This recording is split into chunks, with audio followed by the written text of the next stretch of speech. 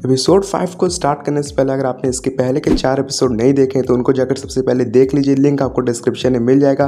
And अगर आपने सारे एपिसोड देख लिए, इस वीडियो को इंतजार कर रहे थे तो यार थैंक यू इतना इंतजार करने के लिए।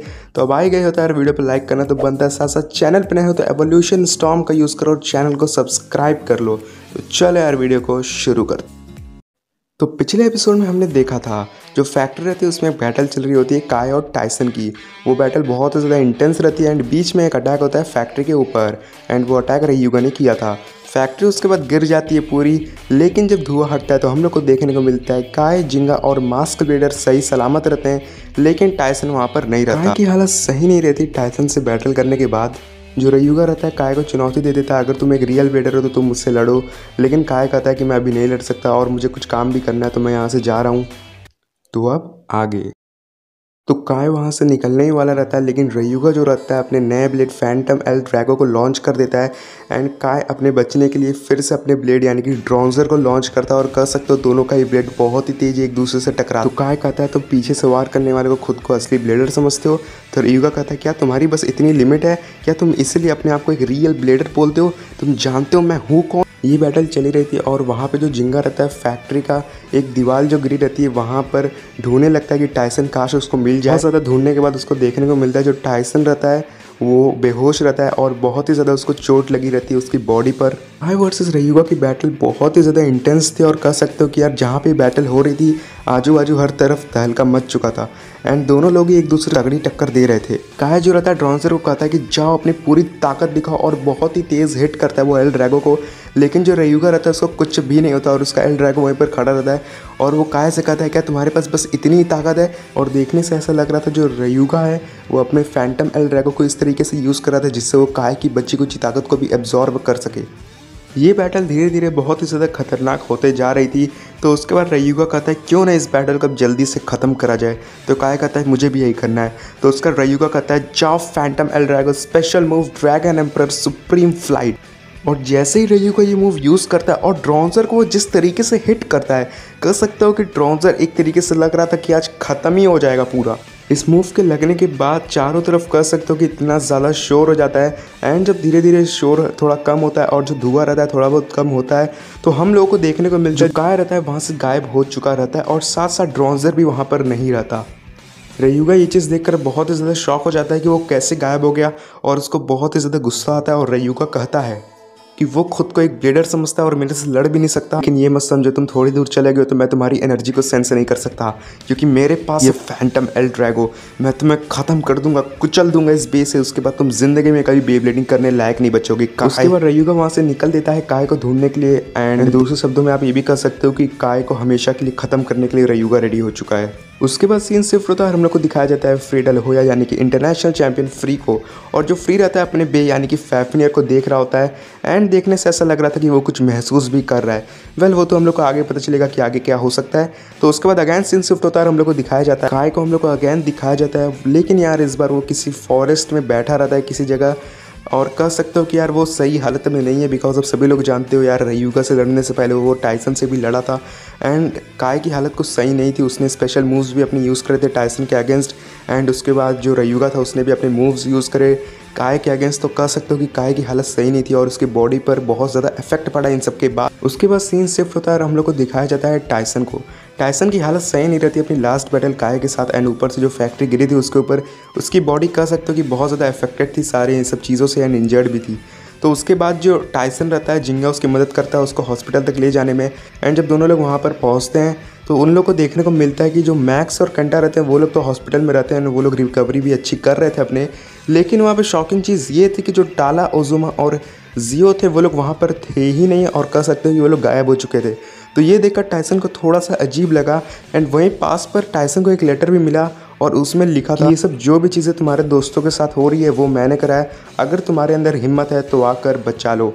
एंड लास्ट में एक ब्लेडर का नाम लिखा था एंड वो था रयुगा। टाइसन और जिंगा ये चीज़ पढ़कर इतना ज़्यादा शॉक हो जाते हैं कि रयुगा ये सब कर रहा है। तो जिंगा को पढ़कर थोड़ा सा बहुत ज़्यादा अजीब लगता है ये सब चीज़ें एंड उसी लेटर में लिखा रहता है कि अगर तुम्हें अपने दोस्तों को बचाना है और मेरे से बदला लेना है तो शाम फॉरेस्ट में 5 बजे मुझसे मिलो। तो उसके बाद टाइसन कहता है कि मुझे नहीं पता है रयुगा सच में कर रहा है कि नहीं, लेकिन अगर इसके पीछे रयुगा सच में है तो मैं उसको ख़त्म कर देने वाला हूँ आज।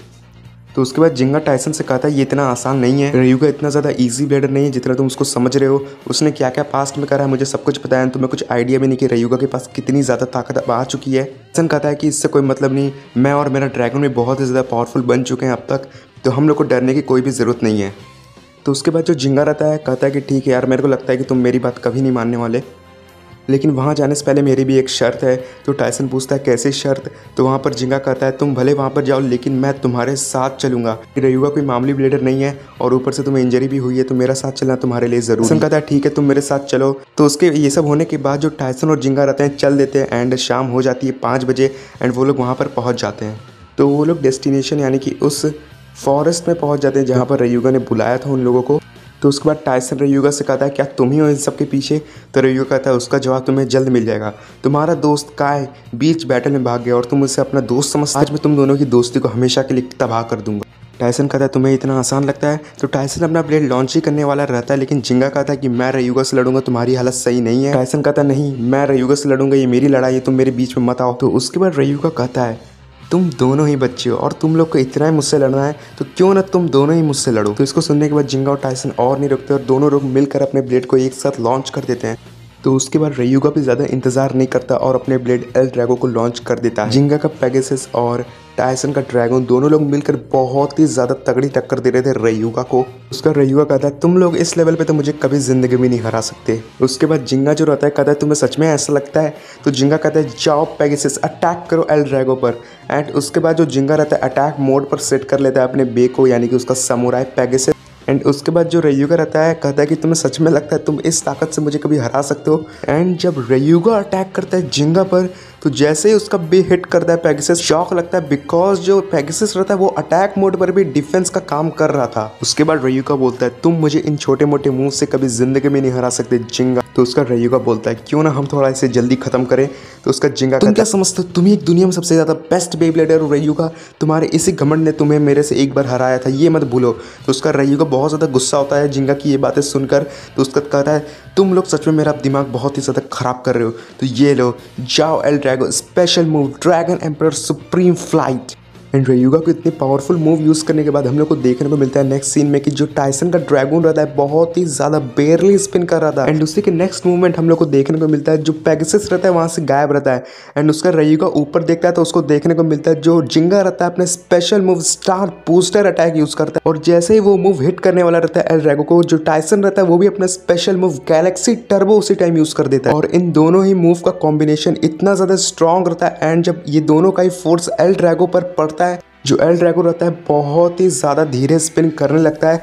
एंड उसका रयुगा कहता है मुझे मानना पड़ेगा, तुम दोनों को मैंने अंडर एस्टिमेट की। एंड नेक्स्ट मूवमेंट पे हम लोग को देखने को मिलता है वहाँ पर काय आता है और वो कहता है कि अब हम लोग को इस चीज़ को ख़त्म करना रहता है। तो उसका टाइसन कहता है कि काय मैं तुम पर अब बिल्कुल ही विश्वास नहीं करता, जो तुमने केनी और हिलरी के साथ किया वो लोग कहाँ पर है, सबसे पहले तुम मुझे ये बताओ। तो रयुगा काय से कहता है कि हम लोग की बैटल भी बची है, पहले मैं इन दोनों नमूनों को खत्म कर दूं, उसके बाद मैं तुमसे भी लड़ने जरूर आऊंगा काय। के बाद काय एक सेंटेंस बोलता है, काय बोलता है कि उसका ड्रॉन्जर नहीं रहा। उसके बाद टाइसन काय से कहता है क्या ये नामुमकिन है, तुम इतने कमजोर ब्लेडर नहीं हो कि तुम्हारा कोई बिटबीस तुमसे ले सके। उसके बाद काय रयुगा से बोलता है कि हम हमारी बे बैटल ज़रूर पूरी करेंगे रयुगा, लेकिन अभी के लिए भी नहीं हो सकता। तो रयुगा इसका ज़्यादा कुछ रिप्लाई नहीं देता।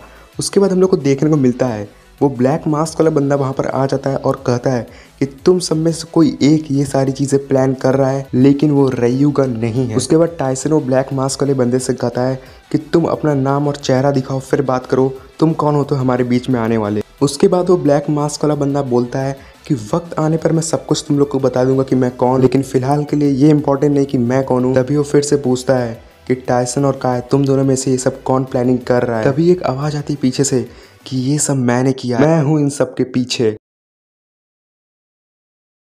तो यहाँ पर हमारा एंड हो जाता है मल्टीवर्स का 5th एपिसोड। तो वो आवाज़ किसकी थी और ये सब क्या हो रहा है यार, बहुत सारी चीज़ें कुछ समझ में नहीं आ रही अभी।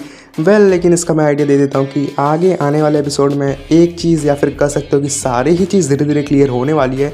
तो उसके लिए आपको क्या करना पड़ेगा, बस वीडियो पर लाइक करो जितना कर सकते हो और साथ ही साथ अपने बेबलेट फैंस तक ये वीडियो को शेयर करना न भूलें और चैनल को सब्सक्राइब करो यार। आप लोग सपोर्ट नहीं दिखाते आजकल इन सब वीडियोस पे, तो मेरे को भी अच्छा नहीं लगता है। तो प्लीज़ शेयर करना ना भूलो और चैनल को सब्सक्राइब करो और वो बेल आइकन को भी ऑन कर लेना। तो देखते हैं आगे क्या होता है मल्टीवर्स में। तब तक के लिए लॉकडाउन में आप लोग भी एंजॉय करो अपनी लाइफ को। तब तक के लिए मैं भी निकलता हूँ, आप भी निकलो। Good bye.